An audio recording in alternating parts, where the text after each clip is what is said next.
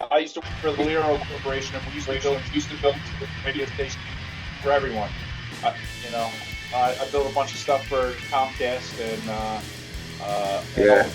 all that stuff. So Tell me about that. I mean, that kind of thing's very interesting. I would like to speak to Dave Ronsky solely on the fact that he got to work for the Fender custom shop. oh yeah, that's fun. But Yeah, tell me about what you did, because I was kind of that was like one thing where I'm like, okay, I'm gonna ask him about that. yeah. Well, I was an integrator. Basically, if studios or edit houses needed upgrading, we would come in and rip all the old stuff out, put all the new stuff in, commission it, switchers, cameras. You know, we would also do distance learning, classroom stuff, Like and this stuff. conference room. Yeah, this kind of stuff, and the conference rooms. You know, basically, I could set it up so that if you in your conference room, as soon as you walked in, you wanted the lights to shut off, a projector to drop down, a screen to drop down, and a laptop to go live. I could do that. You wouldn't have to touch it. You just walk in. Oh, nice. You know, Yeah. that stuff. Yeah. Yeah, I couldn't do that for these guys, but you know, That's awesome. that's why I was asking about how long you were in production in the television industry, because the first time I seen your picture, kind of looked familiar. I might have run across you at some point because I used to work at CNA here and there. I worked at CNE Yeah, well, that's what I'm saying. in Delaware. Yeah, I might have run into you at some point. I did it in Delaware, and I was in off of Boot Road. They had something there. I can't remember what it Wait, was. which road? Boot Road, kind of near Fraser, PA, or in like That Chester- Westchester? Yeah, Westchester. Right. Yeah, there was something that there too. I'm sorry. QVC's in Westchester. QVC is in Westchester. I did a ton of work with them, but there was an office there, probably early 2000s or mid 2000s, that I did a little work in too. When we first got married, that we lived in Delaware, and I really liked there, and I liked, and it was affordable at the time, and then I got the Channel 10 bug, and I like that was like the ultimate goal for me, Channel 10, and I got there for quite some years, you know. Yeah, it's awesom. Where in Delaware were you? Newcastle. So yeah, right next to Wilmington, and then C&E was on what was that main road, North DuPont Highway. Yes, that's it.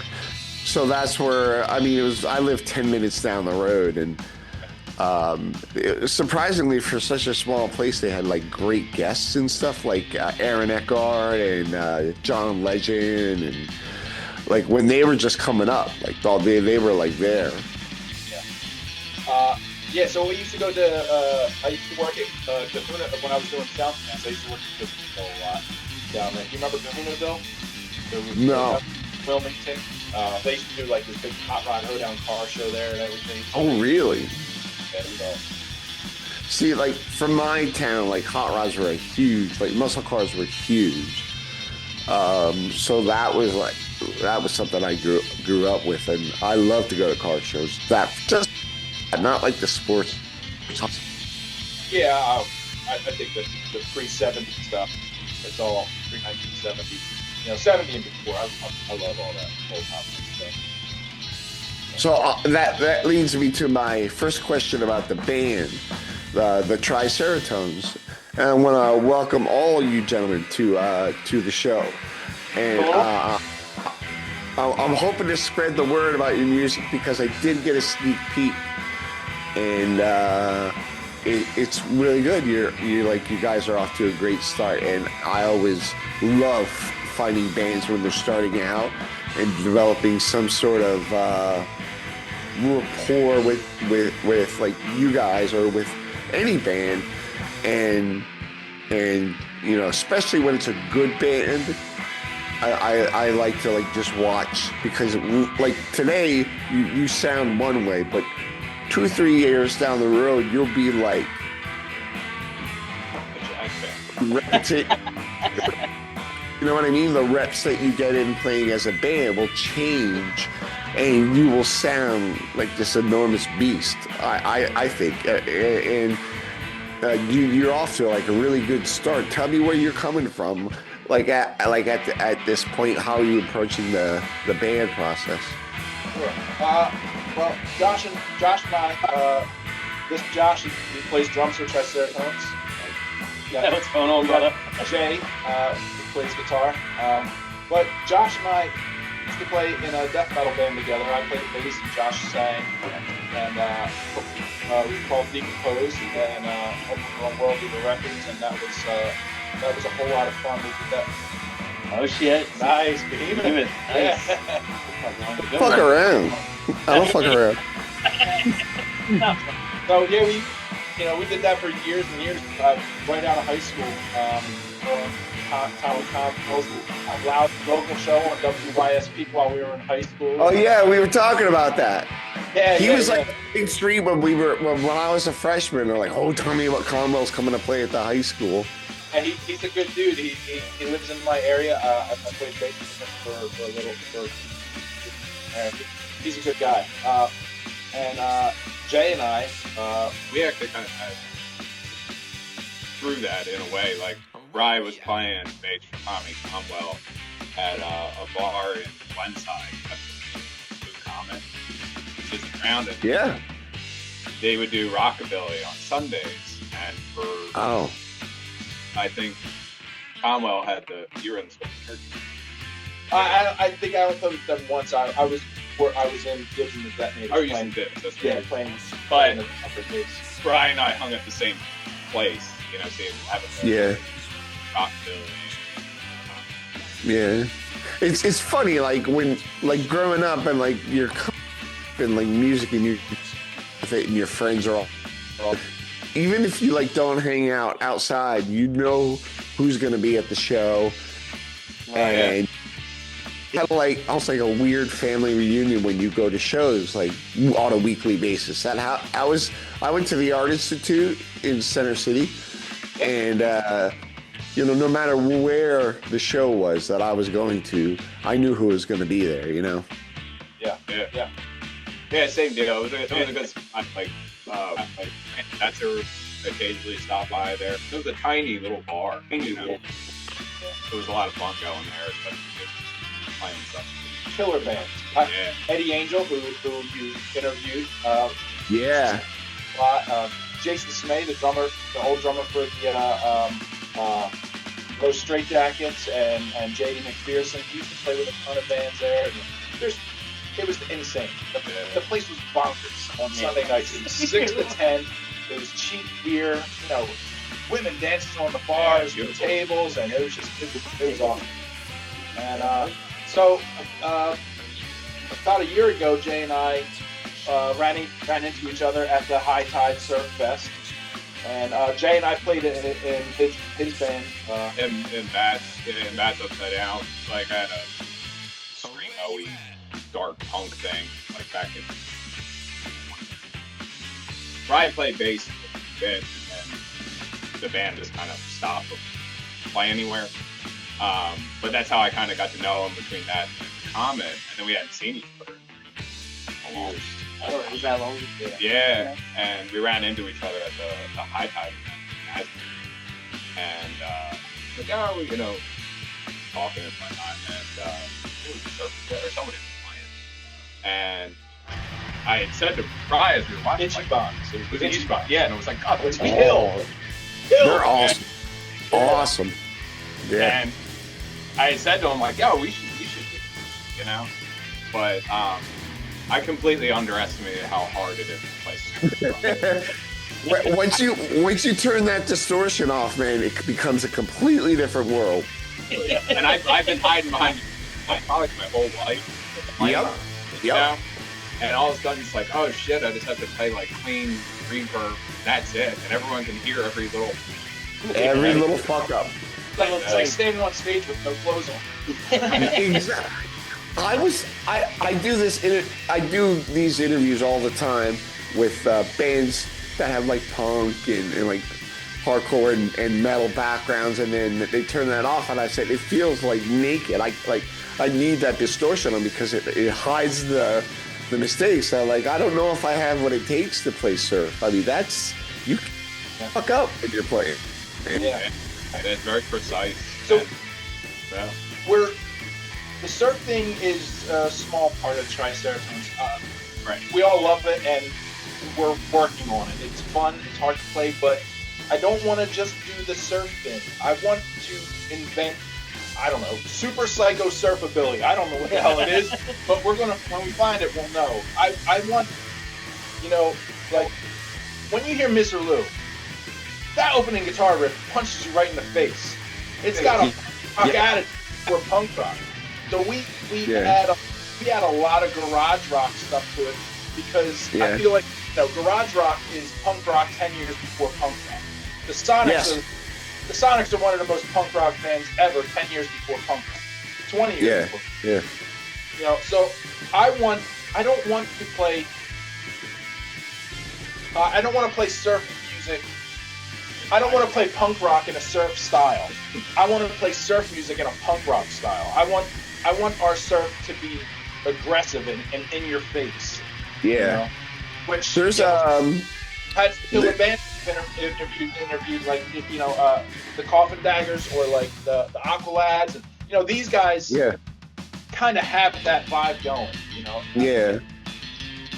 The band I interviewed, they're called the Bow, and they're kind of like he calls it punk surf. Usually I hear when people refer to that genre or subgenre, they call it surf punk.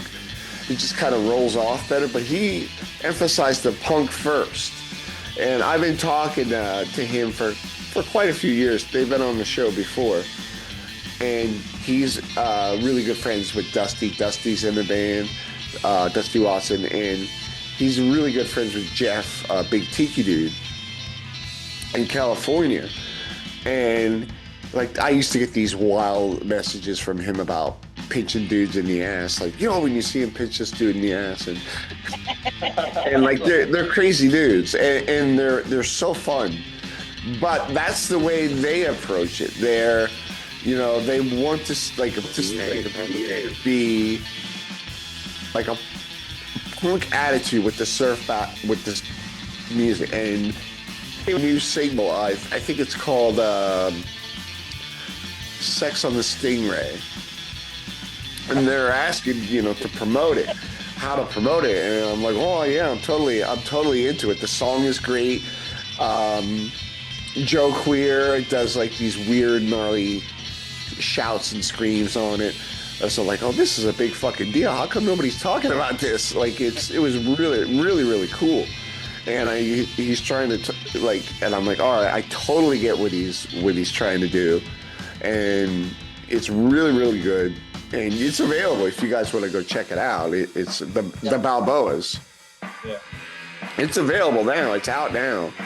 It's brand new, and it sounds to me like you're kind of on the same wavelength. Like you want it to be like a punk vibe, right?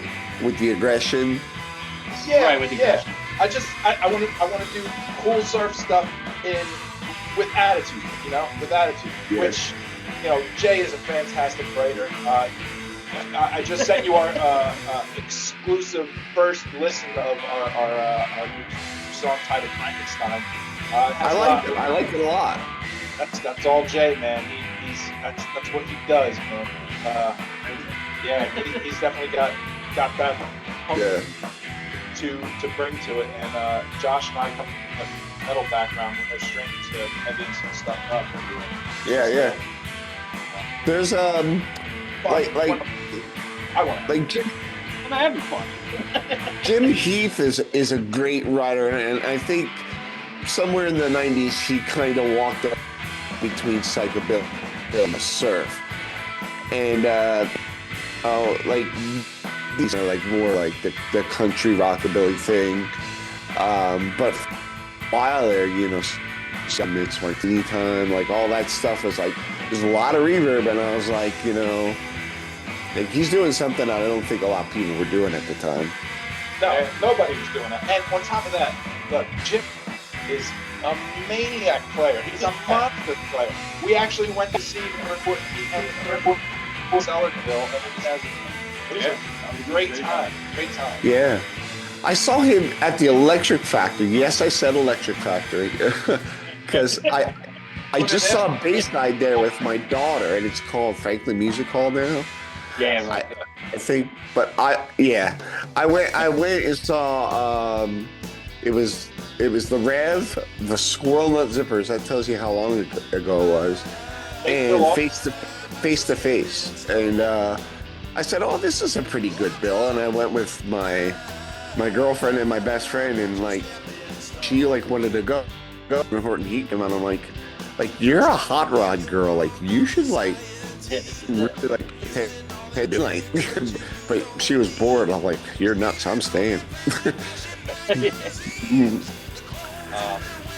cool how like too, a lot of those genres, you know, you can blend things together. Yeah.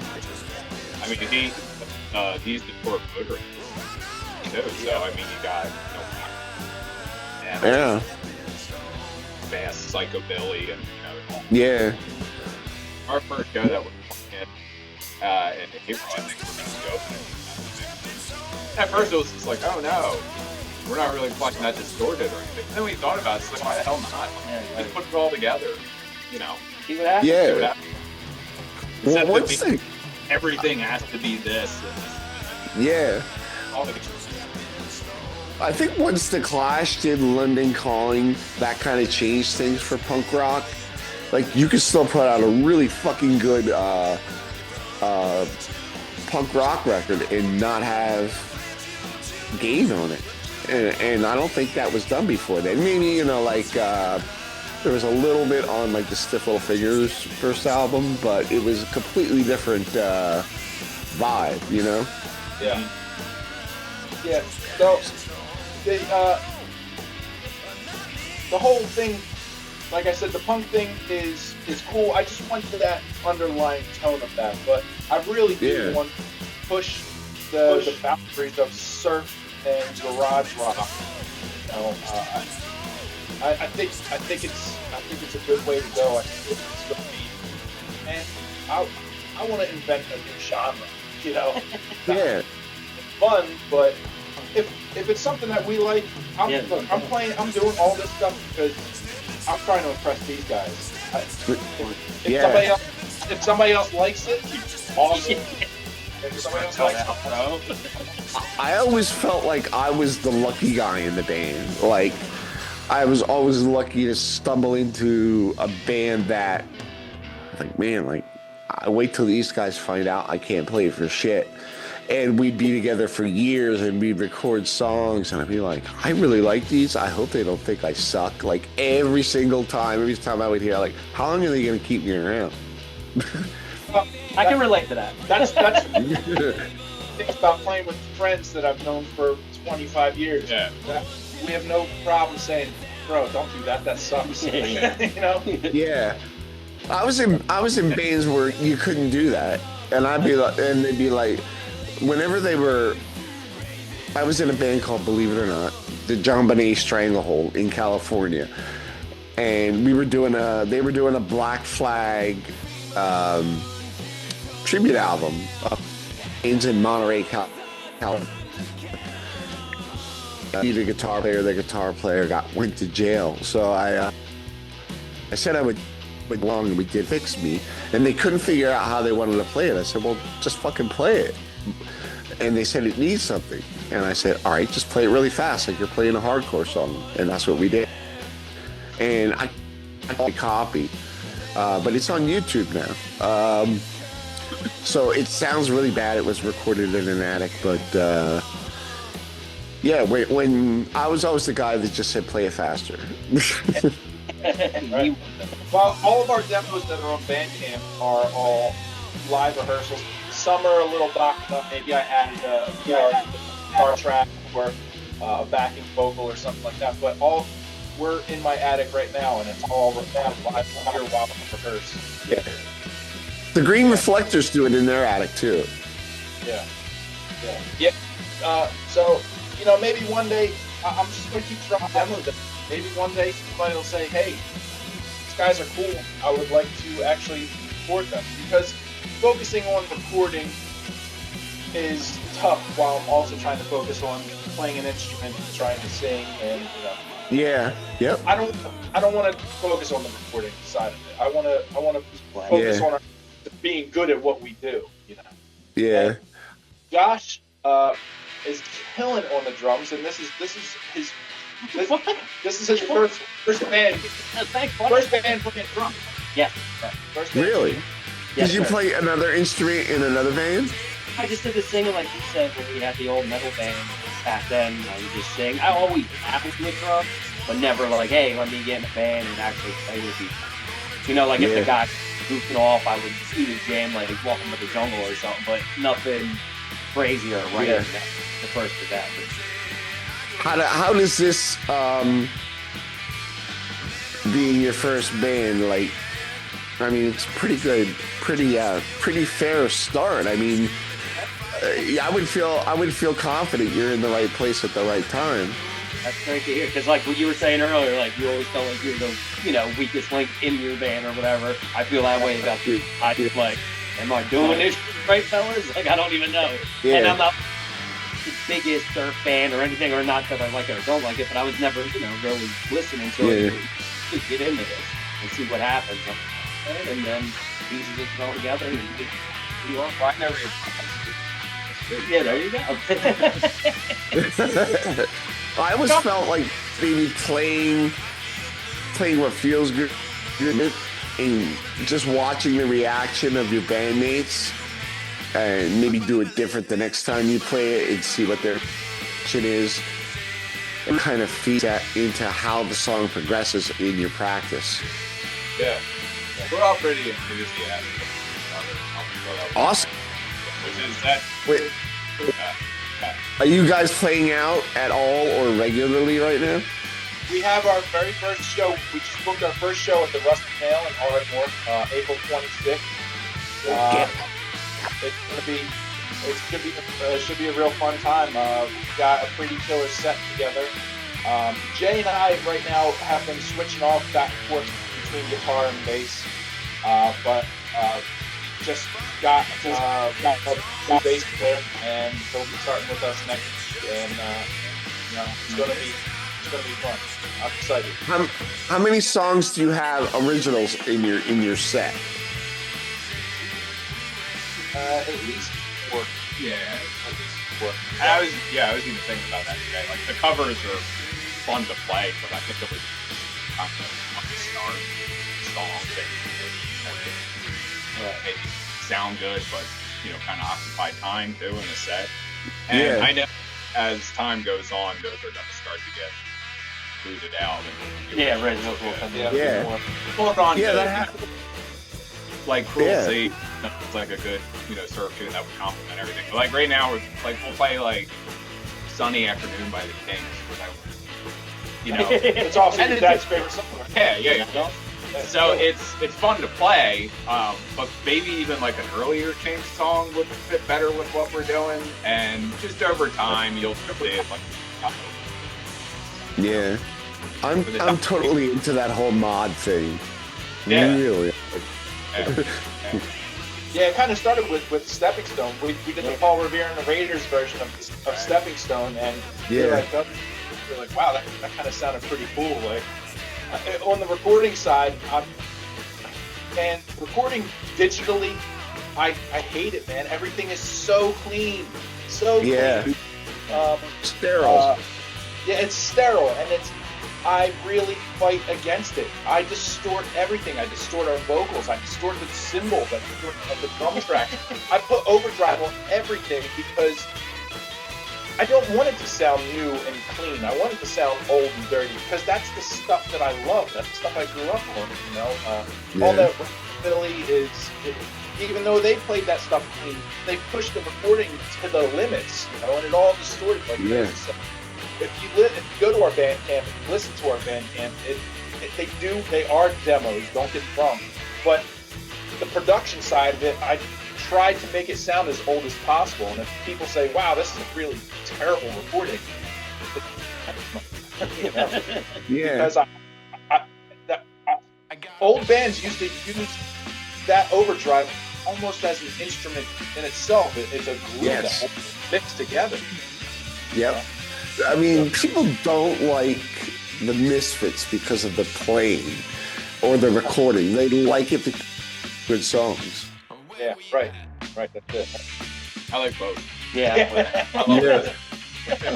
well, I mean, Glenn's voice kind of just made it for me. I'm like, all right, that hooked me in, and then like that started. Like, why does everything sound so like it's like static, and like his voice just rings out so much over the music, and I say, why is that? I just thought it was an interesting way to present the band. Yeah, that stuff is all recorded very similarly to like the '90s second wave of black metal. That's kind of got the same vibe to a lot of that old Misfits stuff. Yeah, totally. Yeah. So when I know when I was young, Upstairs at Nick's was the one, the Trocadero was one, and where was the other one? Lee Style was one of them. We played the Trocadero, then got to play the Middle East, but I did get to see the Toadies and Hagfish there, and then the next night the Bad Brain. So, yeah, the infamous show where HR went nuts and wouldn't play, and he started a fight in the crowd. Oh, that happens sometimes. Yeah. All right, we have a little bit of time left, and I don't want to get cut off by Zoom, but I want to.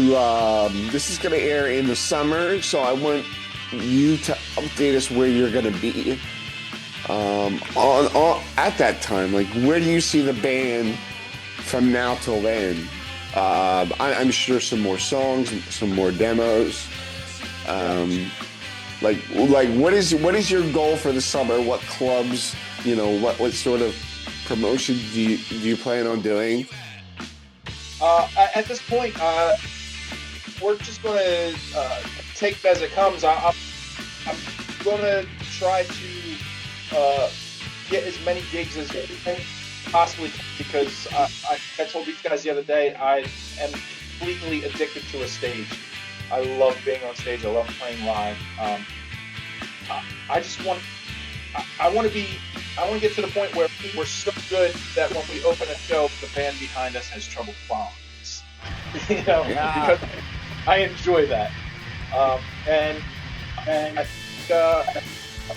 me personally, I want to focus on writing some new stuff. I want to keep adding to the Bandcamp stuff. As soon when we get some decent footage down, we'll have it released on all streaming platforms everywhere. And those are my goals. Like I said, I want to impress these guys. If somebody else happens to like it, awesome. How about you, Jay? I think as far as like shows go and things like that, we'll probably stick around the area.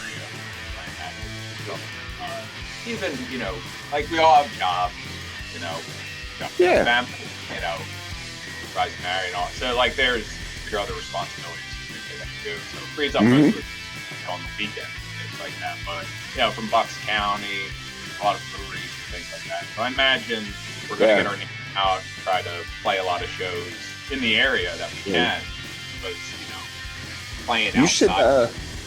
You guys should hit up Slowy in the Boats. Isaac from Slowy in the Boats. I've seen them. Yeah, they're killers. Hit him up. They really. They're gonna play that Creaky Tiki, the annual thing that's coming up in April. Yeah, that's a Broken Goblet. Is that what that is? I think so. They use and Vincent and Magdalena will be there too. Coming up High Tide. Yeah. Yeah, I know. Coming up in March, they have on the 15th of March, Surfer Joe is playing down in Asbury Park. So, he is. Yeah. Yep. Oh, I think I bought tickets to see them on March 30th, but my wife won an award, so we're going for her job out to Las Vegas, which we've never been. congratulations. Yeah, right. I've never been there, and when 9/11 tickets were $99 from round trip from Monterey to Las Vegas. Round trip, $99. Yeah. And I didn't go because there was military in the airport. So I'm like, fuck that. And so we're going. The thing is, I want to see the Punk Rock Museum, and I want to go in and meet those guys. And I know all of those shows all the way. I'm one of those guys that has to go and ask them questions. Awesome. It's gonna be fun. Yeah, yeah. I hope so. I'm not a gambler. I don't drink. I do anything. I'm going to that. But I was gonna say, I sure. going to Circus. I like. You know what I really do like? Freak shows. You guys ever go to freak shows?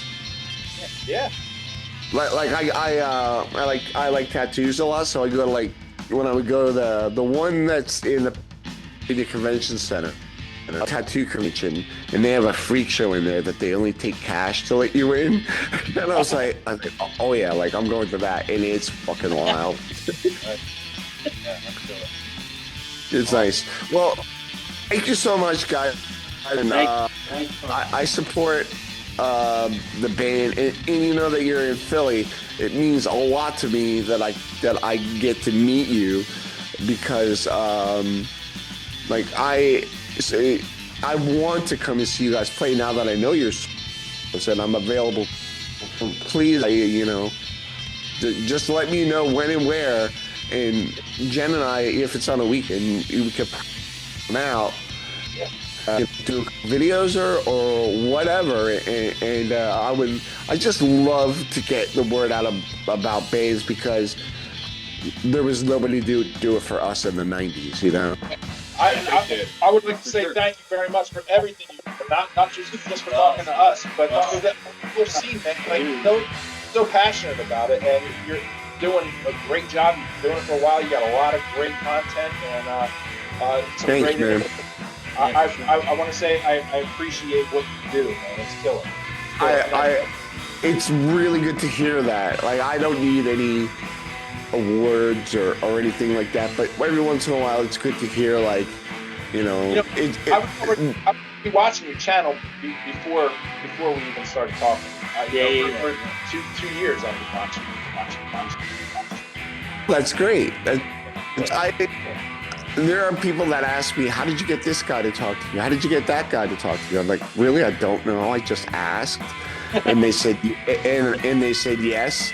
I said, I'm not famous. I don't know these people, and a lot of times they just said yes because they got nothing better to do. That's really as simple as that. Yeah. That's cool, man. I dig it. Thanks. Cool. Thanks, guys. All right, brother. Thank you.